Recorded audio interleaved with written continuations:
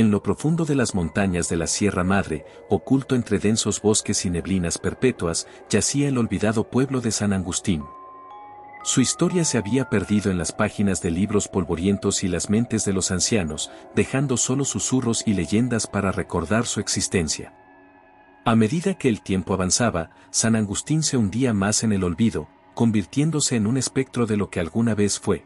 Eran pocos los que se aventuraban en ese territorio prohibido.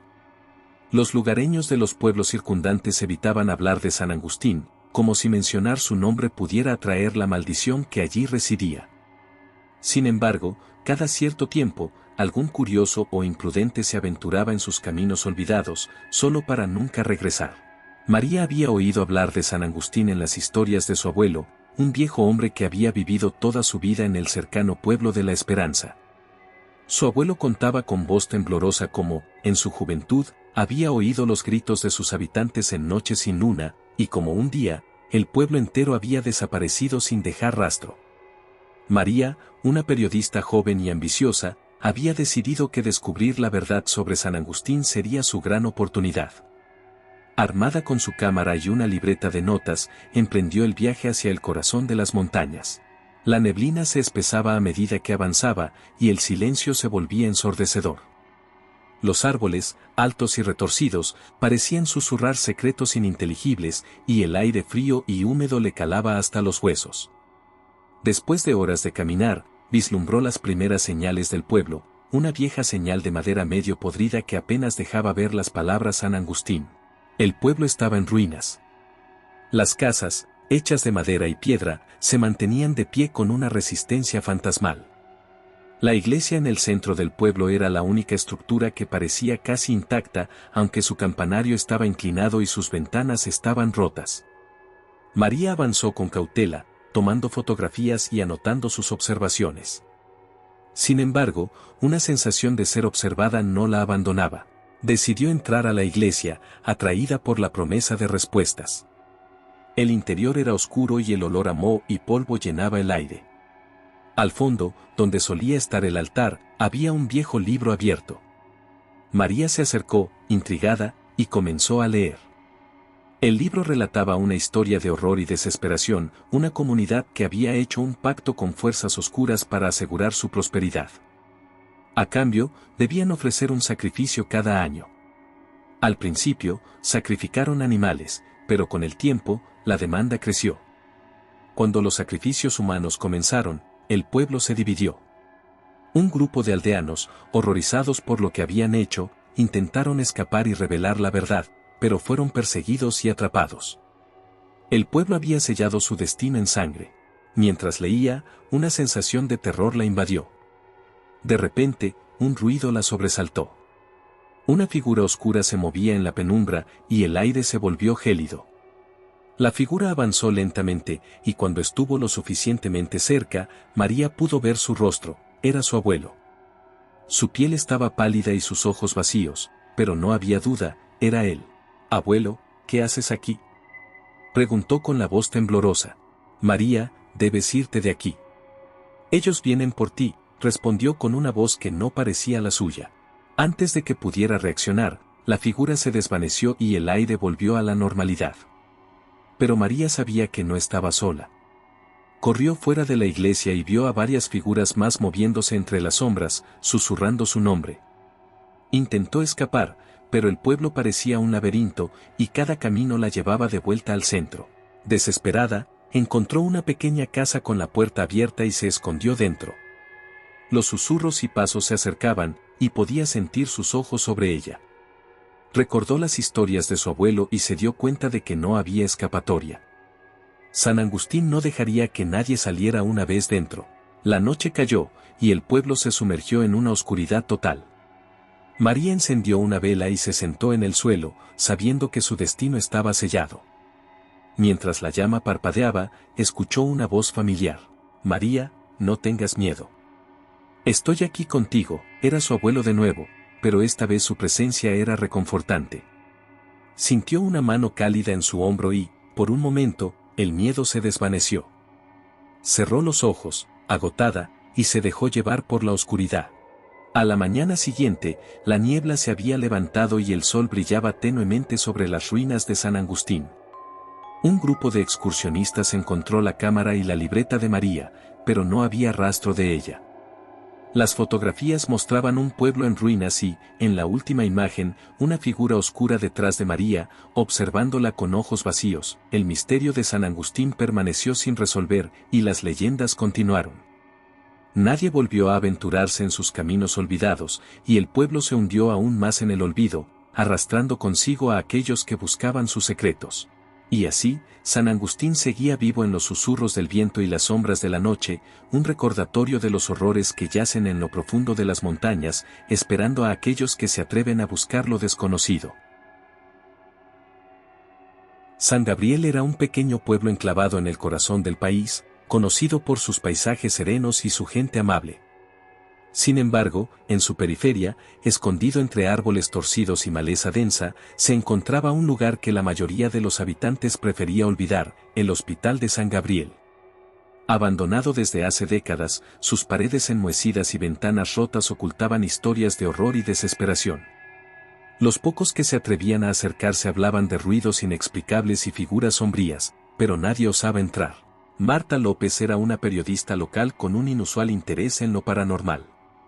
Había crecido escuchando historias sobre el hospital y, a medida que los años pasaban, su curiosidad crecía. Decidida a descubrir la verdad, Marta se propuso investigar el misterioso lugar y desentrañar sus secretos. Armada con su grabadora, una linterna y una cámara, se dirigió al hospital en una fría noche de octubre, cuando la niebla cubría el pueblo como un manto espectral. Al llegar a la entrada principal, sintió un escalofrío recorrer su espalda. La gran puerta de madera estaba parcialmente abierta, como si alguien la hubiera dejado así intencionadamente. Con un profundo respiro, Marta cruzó el umbral y se adentró en la oscuridad. El aire en el interior del hospital era pesado y húmedo, cargado con el olor a moho y descomposición. Marta encendió su linterna, iluminando un pasillo largo y estrecho, cubierto de grafitis y escombros. Las sombras danzaban en las paredes, creando formas que parecían moverse con vida propia. A medida que avanzaba, escuchó un sonido débil, casi imperceptible, una mezcla de sollozos y susurros. Se detuvo, intentando localizar la fuente del ruido. Provenía del ala psiquiátrica, un área que, según las historias, había sido el epicentro de los horrores del hospital. Los registros del hospital, que Marta había estudiado meticulosamente, hablaban de experimentos inhumanos realizados en pacientes vulnerables. Los doctores, impulsados por una combinación de ambición y locura, sometían a los internos a tratamientos crueles y tortuosos, en nombre de la ciencia. Los rumores decían que muchos de los pacientes nunca salieron con vida. Al llegar al ala psiquiátrica, Marta encontró una puerta metálica, cerrada con un candado oxidado. Con esfuerzo, logró abrirlo y entró en una sala grande, con filas de camas metálicas alineadas. Las paredes estaban cubiertas de dibujos perturbadores y mensajes desesperados escritos con sangre. Un fuerte golpe resonó a sus espaldas, haciendo que Marta girara bruscamente. La puerta se había cerrado de golpe, y las luces de su linterna parpadearon, sumiendo la sala en una oscuridad intermitente. Marta avanzó con cautela, sintiendo una presencia detrás de ella. Cuando se volvió, no había nada, pero podía sentir el aire helado en su nuca. De repente, la linterna iluminó una figura al final de la sala. Era un hombre, de pie junto a una cama, con la cabeza gacha. Vestía una bata de hospital sucia y su cabello cubría su rostro. Marta sintió una oleada de terror, pero su curiosidad era más fuerte. Avanzó lentamente hacia la figura, preguntándose si era un paciente perdido o algo más siniestro. «Hola», llamó con voz temblorosa. «¿Quién eres?». El hombre levantó la cabeza, revelando un rostro pálido y demacrado, con ojos que parecían pozos vacíos. Sus labios se movieron, pero no emitió ningún sonido. Marta dio un paso atrás, sintiendo que el suelo se deslizaba bajo sus pies. De repente, el hombre extendió una mano, y su voz resonó en la sala, un susurro gélido que llenó de pavor el corazón de Marta. «Ellos vienen por ti», dijo, antes de desvanecerse en el aire. Marta se giró y corrió hacia la puerta, pero ésta estaba cerrada con llave. Golpeó y gritó, intentando abrirla, mientras los susurros y sollozos aumentaban de intensidad. Las sombras en las paredes parecían acercarse, extendiéndose como tentáculos oscuros. Marta sintió el pánico apoderarse de ella mientras buscaba desesperadamente una salida. En su carrera frenética, tropezó con una mesa y cayó al suelo. La linterna rodó lejos, sumiendo la sala en una oscuridad total. Los susurros se convirtieron en gritos y, en medio del caos, Marta vio figuras etéreas rodeándola, con rostros deformados por el sufrimiento y la locura. Mientras Marta se levantaba, su mirada se cruzó con una puerta al fondo de la sala, apenas visible en la penumbra. Corrió hacia ella, sintiendo las manos invisibles que intentaban detenerla. Logró abrir la puerta y se encontró en una escalera que descendía a un sótano oscuro. El sótano era un laberinto de pasillos estrechos y habitaciones pequeñas, llenas de antiguos equipos médicos y documentos esparcidos por el suelo. Marta encontró una pequeña sala con una ventana rota por donde se filtraba la luz de la luna. Se acercó, desesperada por escapar, cuando sintió una mano helada agarrar su brazo. Se volvió y vio al hombre de la bata de hospital, su rostro más cercano y grotesco que antes. Intentó zafarse, pero la mano apretaba con fuerza. «No puedes escapar», susurró el hombre. «Este lugar es nuestro, y ahora también es tuyo». Con un último esfuerzo, Marta logró liberarse y se lanzó hacia la ventana. Rompió el cristal y se deslizó por el marco, cayendo en el exterior. Se levantó, cubierta de cortes y magulladuras, y corrió hacia la libertad. Marta nunca regresó a San Gabriel. Las autoridades encontraron su equipo abandonado en el hospital, junto con su linterna y su libreta de notas. Las grabaciones y fotos capturaron momentos de su experiencia, pero ninguna imagen del hombre o de las sombras que la perseguían. El hospital de San Gabriel sigue en pie, su estructura deteriorándose con el paso del tiempo. Los lugareños evitan la zona, y las historias sobre los horrores dentro de sus paredes persisten. Nadie sabe realmente qué ocurrió con Marta, pero algunos dicen que, en noches de luna llena, se pueden escuchar sus gritos, mezclados con los ecos de aquellos que nunca pudieron escapar. En el corazón de un pequeño y olvidado pueblo en las colinas de Brasil, se encuentra la vieja mansión de los Silva, una imponente estructura que alguna vez fue símbolo de riqueza y prosperidad. Hoy, sus ventanas rotas y paredes cubiertas de hiedra son un testamento mudo de su oscuro pasado. Los habitantes del pueblo evitan pasar cerca de la mansión, y aquellos que se atreven a hablar de ella solo susurran historias sobre una maldición que persigue a la familia Silva por generaciones. Una maldición que comenzó con un acto de traición y se perpetúa con el sufrimiento y la muerte de todos aquellos que llevan su apellido. La familia Silva era conocida por su vasto patrimonio y su poder en la región. Don Joaquín Silva, el patriarca, había amasado una fortuna gracias a sus negocios en el café y la caña de azúcar. Sin embargo, su éxito no se debía solo a su habilidad para los negocios. Rumores oscuros rodeaban su nombre. Se decía que Joaquín había hecho un pacto con una entidad malévola para asegurar su riqueza y poder. Todo comenzó una noche de luna llena, cuando un misterioso extranjero llegó al pueblo. Vestido con ropas negras y un sombrero de ala ancha que ocultaba su rostro, el hombre se presentó ante Joaquín con una propuesta. «Puedo darte todo lo que deseas», dijo con una voz suave y profunda, «pero a cambio, quiero tu alma y la de tus descendientes». Desesperado por mantener su fortuna y asegurar su legado, Joaquín aceptó sin dudar. El extranjero sonrió, y con un apretón de manos, sellaron el pacto. Desde ese día, la suerte de Joaquín cambió drásticamente. Sus negocios prosperaron como nunca antes, y su familia disfrutó de una vida de lujo y opulencia, pero la felicidad de los Silva fue efímera. Apenas unos años después del pacto, extraños y horribles sucesos comenzaron a ocurrir. La primera en sufrir fue Ana, la esposa de Joaquín. Una noche, mientras dormía, se despertó con la sensación de que algo la observaba desde la oscuridad de su habitación. Abrió los ojos y vio una figura sombría al pie de su cama, con ojos rojos brillantes que la miraban fijamente. Antes de que pudiera gritar, la figura desapareció, dejando un frío helado en el aire. A la mañana siguiente, encontraron a Ana muerta en su cama, su rostro congelado en una mueca de terror.